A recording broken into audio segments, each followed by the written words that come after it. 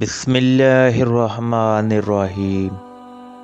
السلام علیکم محترم ناظرین، آج آپ کو بنی اسرائیل کے ایک قاتل کا نہایت خوبصورت اور ایمان افروز واقعہ سناتے ہیں۔ تو آگے بڑھنے سے پہلے سب دوست درود شریف پڑھ لیجئے، اور اگر ابھی تک آپ نے ہمارے چینل کو سبسکرائب نہیں کیا تو پلیز سبسکرائب کر لیجئے۔ تو چلتے ہیں واقعے کی طرف۔ بخاری و مسلم میں بنی اسرائیل کے ایک قاتل کا واقعہ نقل کیا گیا ہے۔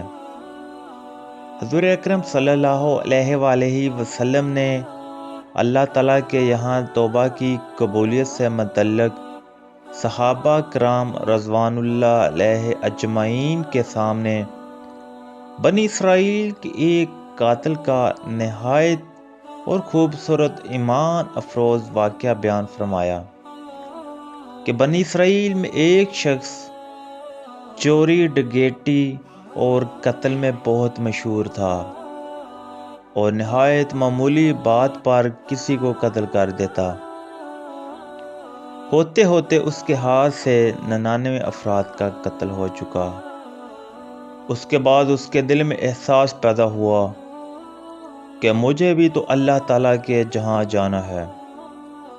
چنانچہ یہ فکر بڑھتا رہا اور لوگوں سے معلومات کرتے ہوئے سرگرداں پھرنے لگا کہ کیا میری توبہ قبول ہو سکتی ہے یا نہیں۔ کسی عالم شخص سے ملاقات کی فکر ہوئی کہ معلوم کیا جائے کہ ایسے شخص کی توبہ قبول ہو سکتی ہے یا نہیں۔ لوگوں نے ایک عابد شخص کے پاس جانے کا مشورہ دیا۔ اس شخص نے اس کے پاس جا کر مسئلہ معلوم کیا کہ کیا میری توبہ قبول ہو سکتی ہے، اور کیا میری مغفرت ہو سکتی ہے جبکہ میں نے 99 انسانوں کی جان مار دی ہے۔ تو اس عابد کو مسئلہ معلوم نہیں تھا، تو اس نے اپنی عقل سے قیاس آرائی کی، جو آدمی 99 انسانوں کی جان مار سکتا ہے اس کی مغفرت کہاں سے ہوگی؟ چنانچہ اس نے کہہ دیا کہ تیری توبہ قبول نہیں ہوگی۔ تو اس شخص نے غصہ اور جلال میں آ کر اس کو بھی قتل کر کے 100 پورے کر دیے کہ جب میری توبہ قبول نہیں ہوتی تو لاؤ تجھے بھی ختم کر کے 100 پورے کر دیتا ہوں۔ چنانچہ اس نے 100 پورے کر دیے، مگر اس کے دل میں تردد باقی رہا کہ میری مغفرت کی کوئی شکل ضرور ہوگی۔ اس لیے اس نے لوگوں سے پھر معلومات کا سلسلہ جاری کر دیا کہ روئے زمین میں سب سے بڑا عالم کون ہے، اس سے جا کر معلوم کروں گا، وہی صحیح مسئلہ بتا سکتا ہے۔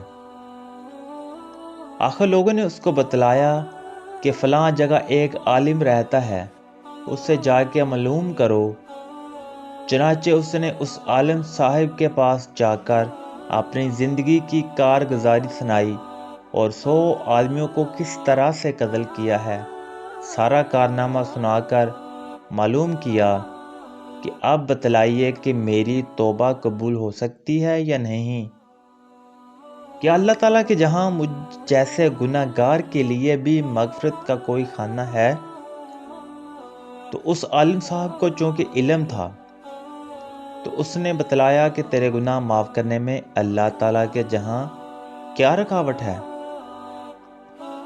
اللہ تعالیٰ کی رحمت کا سمندر تجھ جیسے گناہ گاروں کے گناہوں سے بہت بڑا اور بہت وسیع ہے۔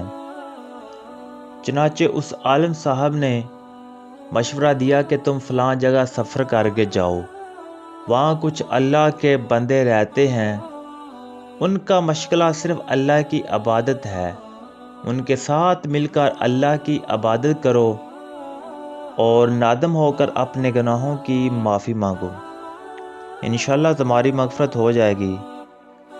جب اس شخص نے آدھا راستہ طے کر لیا تو ملک الموت آ گئے اور اس کی موت ہو گئی۔ اب اس کی روح لے جانے کا مسئلہ کھڑا ہوا۔ آسمانوں سے رحمت کے فرشتے بھی آئے اور عذاب کے فرشتے بھی۔ رحمت کے فرشتے کہنے لگے کہ اس کی روح لے جانے کا حق ہم کو ہے، اس لیے کہ یہ سچے دل سے تائب ہو کر عبادت کے لیے جا رہا ہے۔ اور عذاب کے فرشتے کہنے لگے کہ اس کی روح لے جانے کا حق ہم کو ہے، اس لیے کہ اس شخص نے کبھی کوئی نیک کام نہیں کیا ہے، پوری زندگی معصیت میں گوا دی ہے۔ اسی دوران آسمانوں سے آدمی کی شکل میں ایک فرشتہ آیا۔ بعض روایت سے معلوم ہوتا ہے کہ یہ آنے والا فرشتہ حضرت جبرائیل امین علیہ السلام تھے۔ چنانچہ اس فرشتہ نے تشریف لا کر ان دونوں طرح کے فرشتوں کے درمیان یہ فیصلہ کیا کہ دونوں طرف کی مسافت ناپ کر دیکھ لو کہ جہاں سے آ رہا ہے وہاں کی مسافت قریب ہے یا جہاں جا رہا ہے وہاں کی مسافت، لہٰذا جہاں کی مسافت قریب ہو اس شخص کو وہاں والوں میں شمار کر دیا جائے۔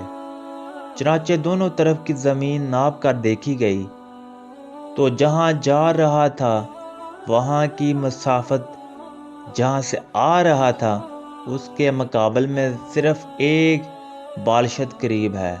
چنانچہ فیصلہ ہوا کہ مقام معصیت سے مقام عبادت صرف ایک بالشت قریب ہے، اس لیے رحمت کے فرشتوں کو اس کی روح لے جانے کا حق ہوگا۔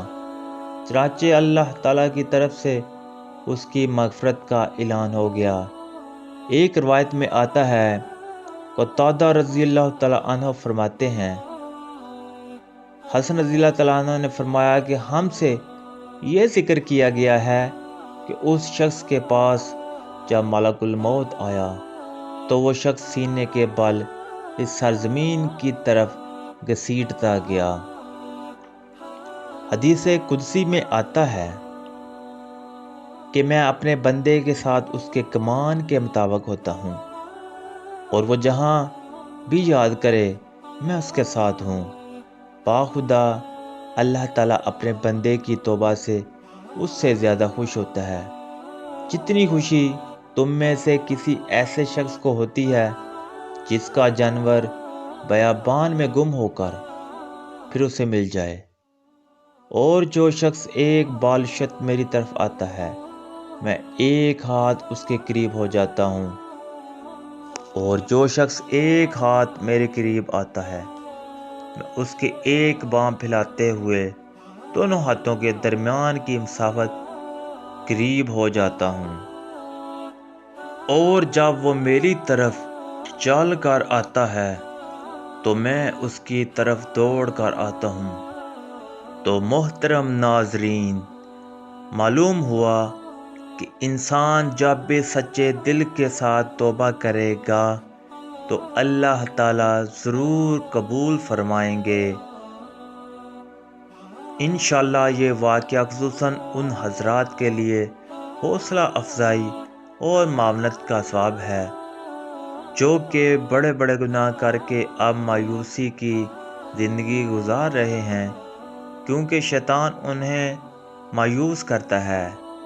بہرحال گناہ گاروں کو شیطان کی باتوں میں آ کر مایوس نہیں ہونا چاہیے، بلکہ اللہ تعالیٰ کی رحمت سے اچھی امید رکھ کر سچی توبہ کے ذریعے اپنے آپ کو پاک و صاف کر لینا چاہیے۔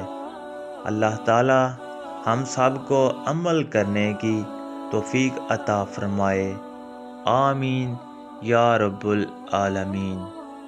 تو محترم ناظرین، اس طرح کے مزید واقعات کے لیے ہمارے چینل کو سبسکرائب کیجیے اور اپنا رکھیے بہت سا خیال۔ اللہ حافظ۔